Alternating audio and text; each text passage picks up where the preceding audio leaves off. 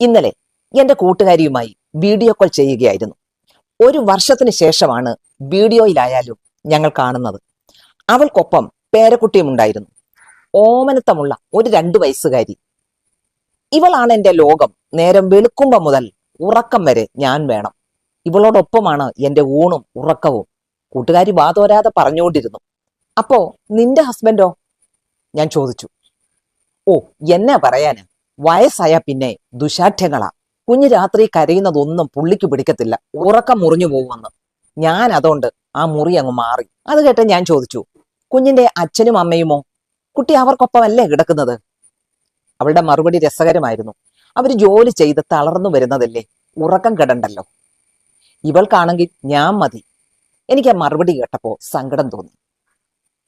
കഷ്ടം. ആ വീട്ടിലെപ്പോൾ അവഗണിക്കപ്പെട്ടത് ഗ്രഹനാഥൻ മാത്രം.